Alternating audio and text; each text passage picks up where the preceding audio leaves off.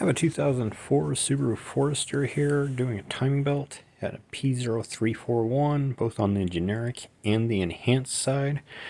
The customer concern was it ran rough on it and was making a growling noise.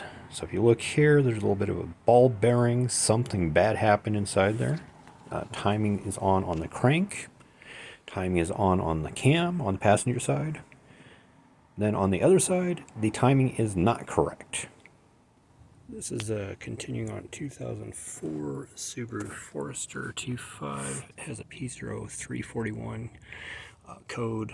It can be cam timing or it can be a sensor issue or things of that sort. Looking at this, the cam timing is off by one tooth here on this side. It's in on the crank. I don't know how well you can see that. It is also in on the cam on the other side. It should be lined up to the seam here and it's pretty close.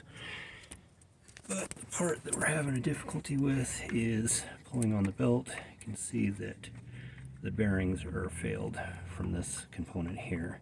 So need to do a timing belt service with components. Here's the timing belt kit we're going to use to service it. Here is the old pulley and it just came right off, not good. The other piece still on the engine. Comparison, old and new. Looking at it with another view. Servicing this 2004 Subaru timing belt with a timing belt kit. Here's one of the idler pulleys. Don't know how well you can hear it, but if you spin it, there's a little bit of noise in the bearing there and you can kind of feel it. So this one's also bad. Not failed as bad as the other idler, but definitely should be replaced. Here I have some more comparison of old and new pulleys as going through and replacing them. Just another view of it. Pretty straightforward. And notice here we still have ball bearings all over the place. Also on this 2004 Subaru, this is one of the other pulleys spinning this one. You can hear that pretty good. That noise is an indicator that the bearings are starting to fail on it. It's like the very beginning. This one's a little bit noisier than the other. You can also see the discoloration on the front. So again, definitely this was just in time for getting the belt, so it didn't damage the engine. Comparing this idler to the new one, doing another view. Just like to go and display that stuff, so have records and all that good stuff.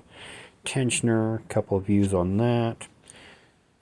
Back side of that. The new one does come with it depressed already. Again, more ball bearings all over the place.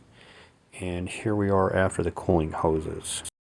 Here's a few of the specialty tools I used for taking the cooling hoses off.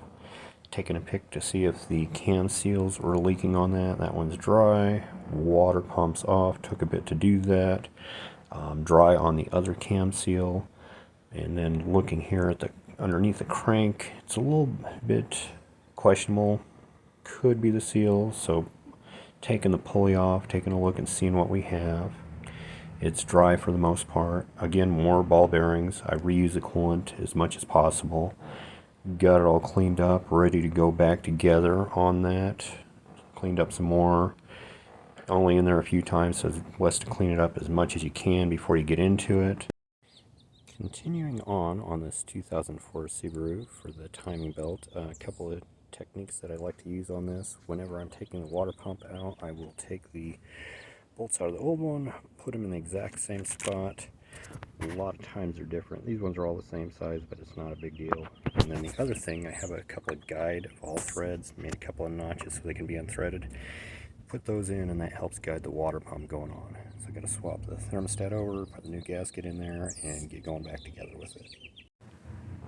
Here the all threads are installed. See the gasket on there. Lines it up perfectly in place.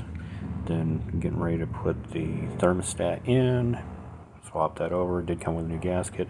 There was a small nick on the pump, so I put a light sealer on it. You can see that in, and then we're just kind of in the going together process, pulley by pulley on that tensioner. You can see the pins in it, keeps it located. The idler there, got the belt lined up on the passenger side. and then you just kind of work it around going on to the other one. So on the crank, noting that the crank or the pulley's off, tooth or two there, and then getting it just ready to go together. Got it better. That pulley probably should be replaced at some point with that little crack. Here we are correct. And okay, on this 2004 Subaru, finally got the components, got the belt on. This belt's pretty handy that it has marks. So this one lines up here. This one lines up here. Also lines up with the mark here. And this one here lines up with the mark and the thing there. So we're no longer a tooth or two off there. Sometimes these belts are directional, so you've got to double check and everything, but there is a little bit of freedom where it doesn't have to be exactly there, and it takes up for the slop too. Final process is pulling the pin and rotating the crank 2 times, and as you can see, the lines are no longer lined up, but the rest of everything is, so we're in good shape. Going back together, belts on, getting ready to put the fan in. Everything's back together, ran good, and it did good.